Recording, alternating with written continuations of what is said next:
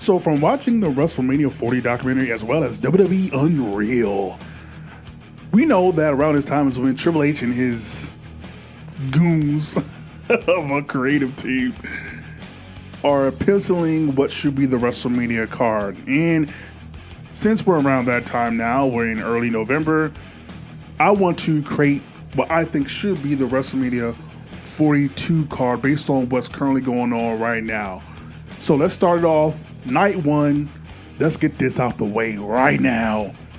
Brock Lesnar, who we already know is going to be at WrestleMania based on that weird teaser they had last week with him, Cody, CM Punk, and Roman, and Triple H and Paul Heyman being there, which looks like a bunch of senior citizens. Good to know about all that young talent that they have, that they're being promoted and marketed. Good job. I think Brock Lesnar should face one man and one man only, and that is the Ring General Gunther. Gunther, who in my opinion is the perfect wrestler, and this has been fantasy booked for a while now, Gunther versus Brock Lesnar, because of a big mini slap and meat match. If anybody can get a solid or great match out of Brock Lesnar and just won't do a billion suplexes, it's Gunther. Gunther will actually force Brock to maybe wrestle and work more than just doing 3 moves. And plus, I think we need to give Gunther a significant win at WrestleMania since he hasn't won since WrestleMania 39. So I think this will be beneficial, and Brock can go on his merry way, and hopefully we won't see him again till the following WrestleMania. Now on to the next match on my WrestleMania 42 card. We're going to have, for the first time ever, a women's ladder match. And at the top of that ladder, what will be hanging but the women's tag team championships, with your reigning defending women's tag team champions being none other than Bayley and Lara.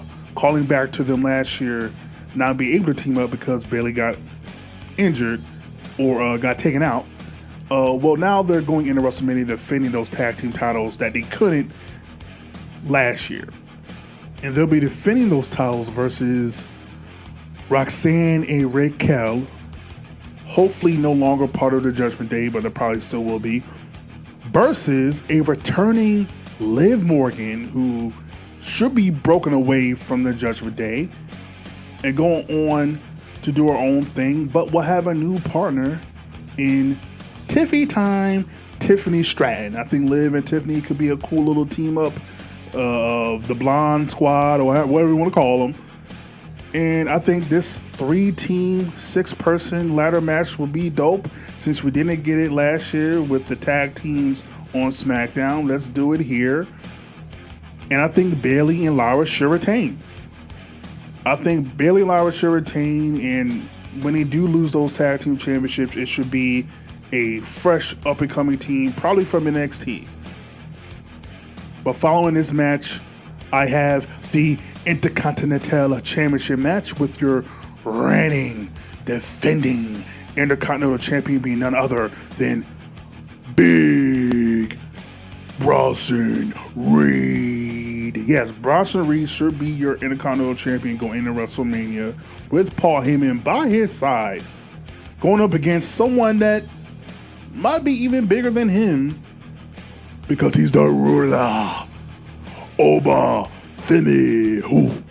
Oh yeah, another big mini men slapping meat match, baby. Bronson Reed versus Oba Femi with the Generations.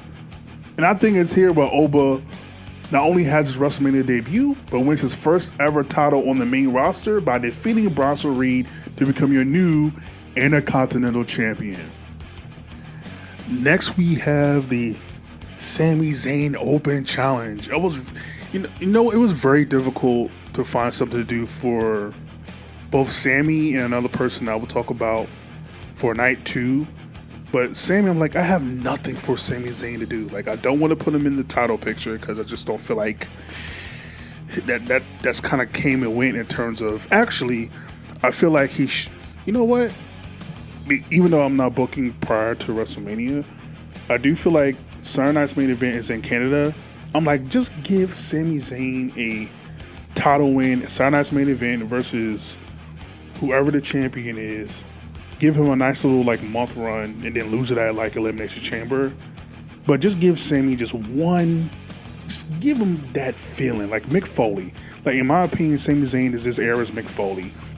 So I think Sami should get that moment, and then after losing the title, going into WrestleMania, do an open challenge, and the person that should answer that challenge is none other than break the walls down.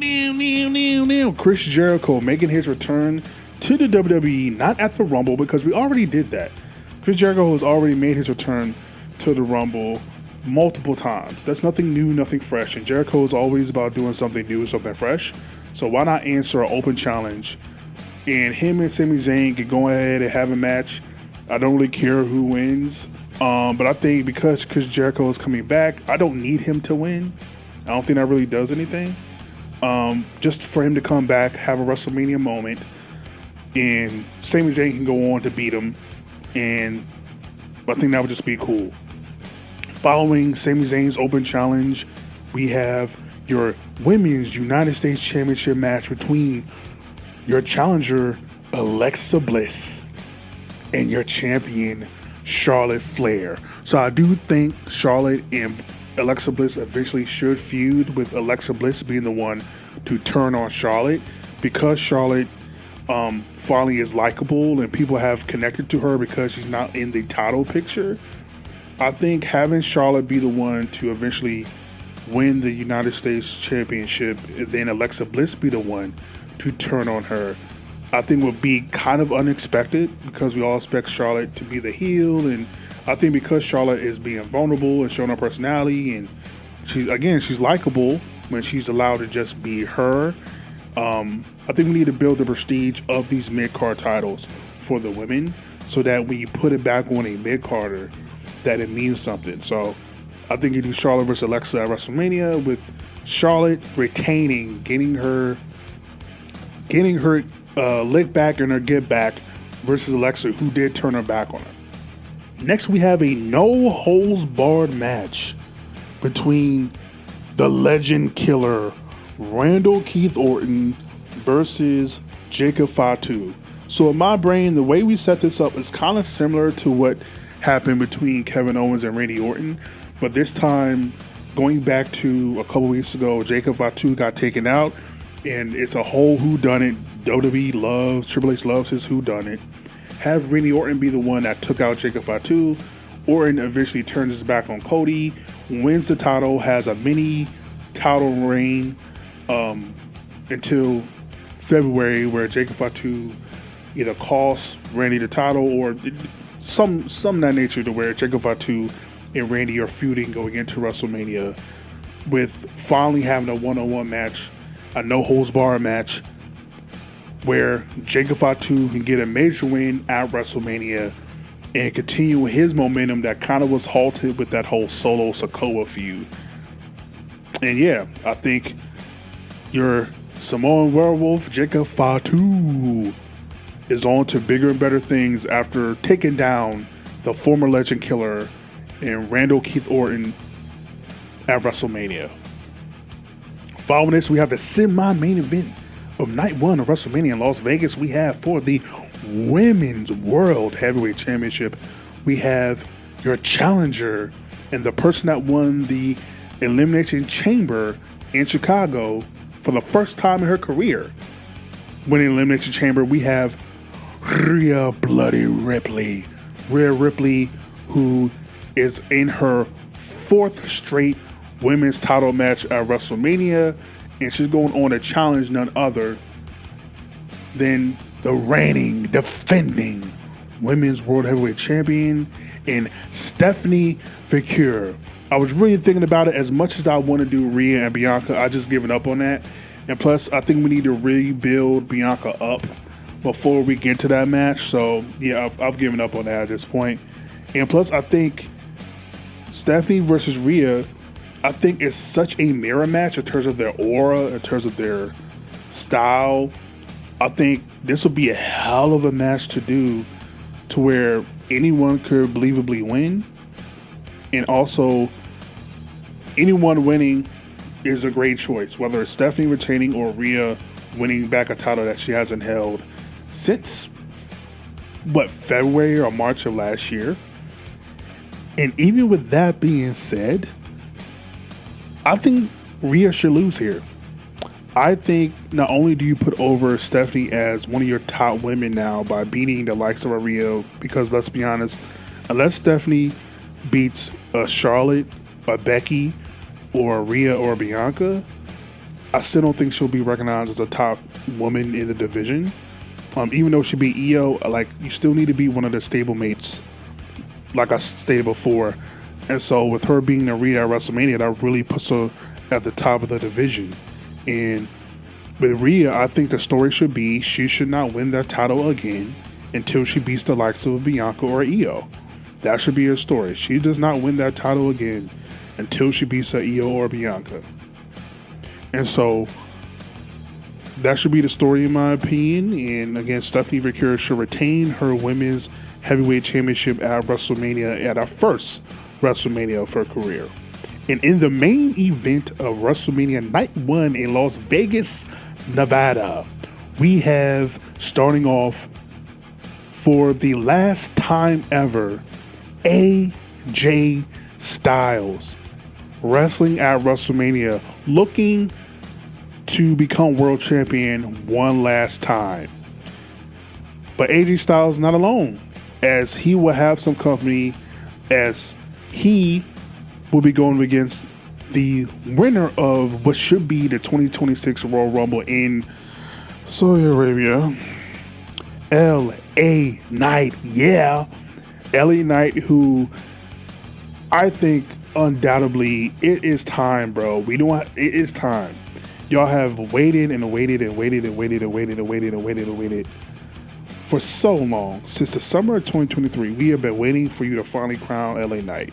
However, LA Knight will be going up against also the current reigning defending World Heavyweight Champion in Braun Breaker. I don't know why I said that like this, but man, I hate that. So how I would set this up is, first, of course, LA Knight won the Rumble. That's easy peasy lemon squeezy. But how do we get a triple threat match out of this? Well, Braun Breaker, I think, should defeat CM Punk for that World Championship at Saturday night's main event, win in the rematch at Royal Rumble, which is only a week later. And therefore, AJ, who has made it known that 2026 is going to be his last year in the ring, AJ goes after Braun Breaker at Elimination Chamber in a title match, which he qualifies for. AJ has the match won, but either the ref screws up or AJ's foot is on the rope. Somehow the ref mess up, and AJ should have never been counted out or gotten a 3 count. Therefore, to make it up, since we do have Adam Pearce, who is a babyface GM, he's going to give AJ the opportunity to go on to be in the main event of his last WrestleMania on night 1, making it the triple threat of Braun versus LA Knight versus AJ Styles. So, yep, we have Braun versus LA Knight versus AJ Styles. And this is where we shall finally crown LA Knight, as your new world champion. It's that simple. There's nothing else. It's really that simple. Braun finally gets a big push as being one of the top guys. AJ gets his WrestleMania moment, which I feel like the triple threat will be very good. And LA Knight finally gets his world championship. So be satisfied, really, everything in this main event. Now, speaking of main event, let's start off with night 2 of WrestleMania, which will start off with main event Jey Uso going up against his cousin in Roman Reigns, your tribal chief head of the table, in none other than Tribal Combat, with the special guest referee being Jimmy Uso. So, how I got here is, I think with Jay, they're slowly telling the story of Jay eventually, in my opinion, turning heel with his obsession of being world champion. I think it has to lead to a heel turn. The fans are slowly turning on him because of a lot of things. One, I feel like they've done Jay a very, very bad disservice by having him win the Rumble last year and not having a story behind him that they actually told in a good way. Also, Jay himself has not just been hitting the ball out of the park when his number is called. Like, he just hasn't. And I love Jay, but he just hasn't been getting the job done. So I think you satisfy two things, so where now you can tell a new story with Jay with him being heel. You get away from doing the yeet, even though that's partly what got him over, but now you actually force him to evolve as a character and get away from the yeet thing, which in my opinion has been kind of a burden with the entrance and everything, him being winded after doing the yeeting. You get away from that. You create this new persona for Jay. Leading up to this, Jay eliminates Roman from the Rumble. I know Roman doesn't work Elimination Chamber or February's anymore, but if Roman is able to, Jay gets eliminated in the Elimination Chamber by Roman, setting up the turn on Roman at Elimination Chamber or something like that. Leading up to Jay wanting his respect, feeling like the only way to get his respect is to get the Ula Fala and become the new tribal chief. And you finally put a pin in this goddamn Bloodline storyline that you've been telling for damn near 5.5 years, with Jimmy also being involved, being now the kind of the decider of what should happen. Will Jimmy side with his brother? Will he side with Roman? Or will he just stay in the middle and be neutral? I think that's also appealing to me. But in this match, I actually think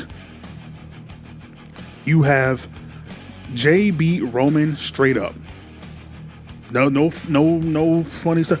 Have Jay beat Roman straight up, and Roman's own downfall was his advice he gave Jay, which is the advice he gave Jay and the advice he gave Jimmy, in which Jay now is being his own man, not looking for the approval of others or caring about what other people think. And Jimmy doing what Roman told him to do, staying out of the way. So he calls it just straight down the middle, 1, 2, 3. And now your new tribal chief is Jey Uso, main event Jey Uso. And now Roman must acknowledge him. And I think that'll be a hell of a moment. Following this, we have a United States Championship match with your challenger being someone who has never won the United States Champion in Drew McIntyre. Drew was the other person, like Sami. I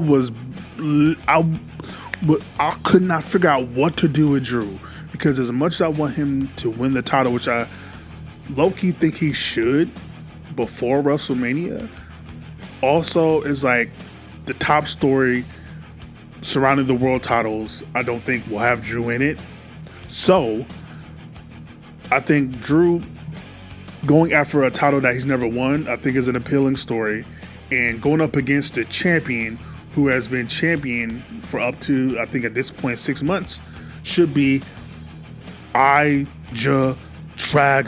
Off. I think that's how you say it, right? I can never get his name right. It should be Dragon Off. And I think they could just have a banger. I truly do. Aja versus Drew McIntyre for the United States Championship. And this is where Drew McIntyre wins the United States Championship. And again, it elevates the title by having the caliber of a Drew McIntyre become U.S. champion, which hopefully eventually he can transition into becoming world champion again. But I think Drew should get this moment. He deserves it, because we're not giving him a world title. Give him the U.S. championship. And that's what I think should happen. Next, we have a feud that's been going on since this past fall, and that is AJ Lee going one-on-one with none other then Becky Lynch. Becky Lynch and AJ, I'm about to say AJ Styles, AJ Lee, I think should have just a straight up one-on-one match. I think this should be AJ's first like true one-on-one match since her return. I think they should kind of build her up to where she's either in War Games, in the Rumble, in the Chamber, but she doesn't really have any one-on-one matches until here, so that we can finally pay off the feud between Becky and AJ Styles. See, I did it again. Between AJ Lee and Becky Lynch here. Again, we don't need to have any titles on the line. And also, I think you should make it no disqualification, falls count anywhere. And here is where Becky Lynch actually wins and defeats AJ Lee, which makes all the sense in the world because AJ has been out the game for damn near over 10 years. So I don't think that AJ needs to win here and doesn't need to win. I think Becky wins here and moves on to going back towards the world title. Next, we have another ladder match. This time is going to be on night 2, a fatal 4-way between Rey Mysterio, Damian Priest,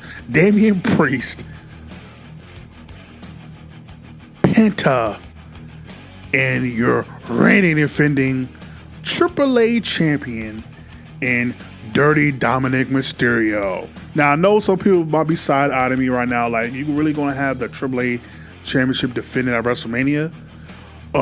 Yeah, because it's not being defended anywhere else right now. And plus, it builds the profile of not only the championship, but of AAA. And I think he should actually lose the championship to Penta.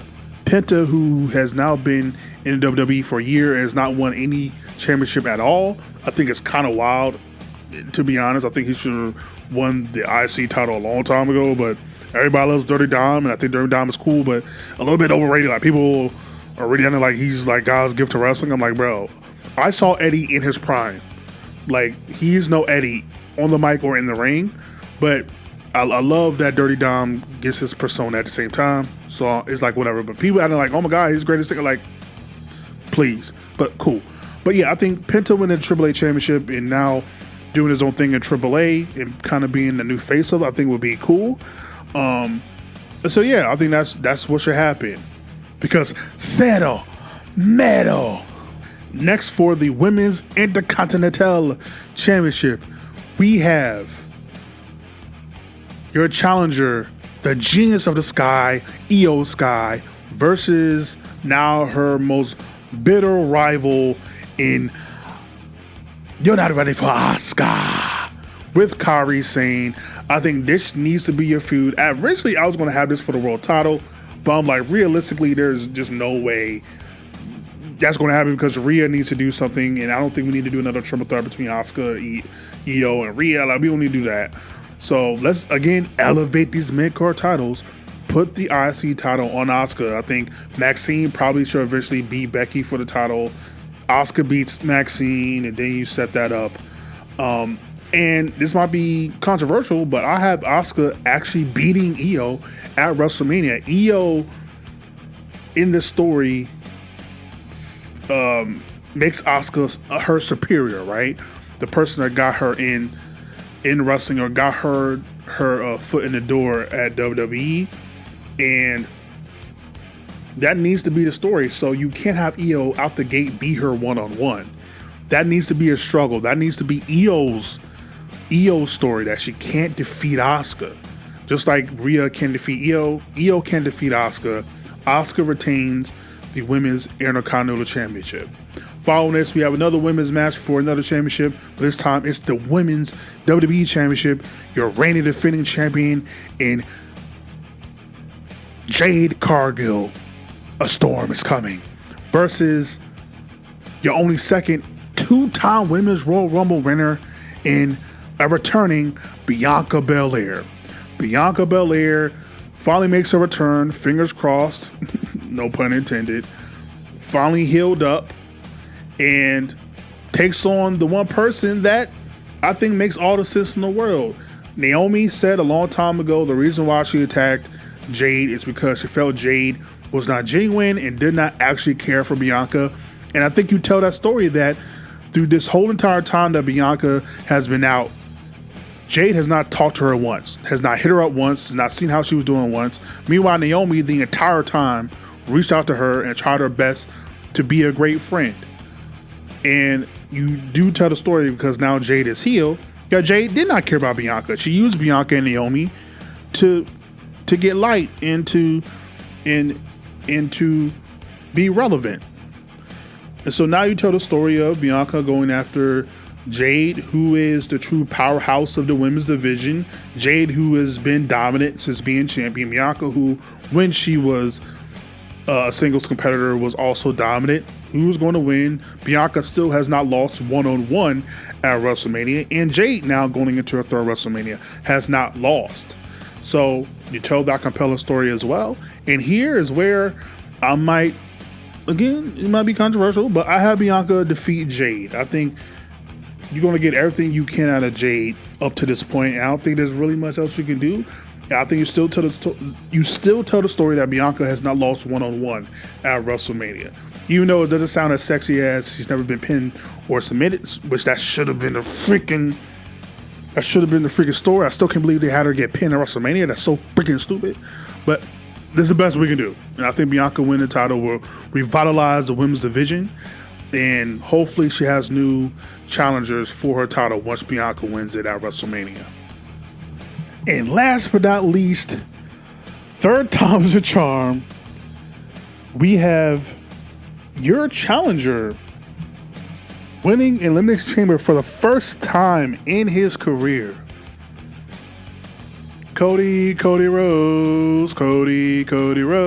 Yes, Cody Rhodes will be your challenger going into the main event of WrestleMania 42, his fourth straight WrestleMania main event. I said third time's a charm because finally,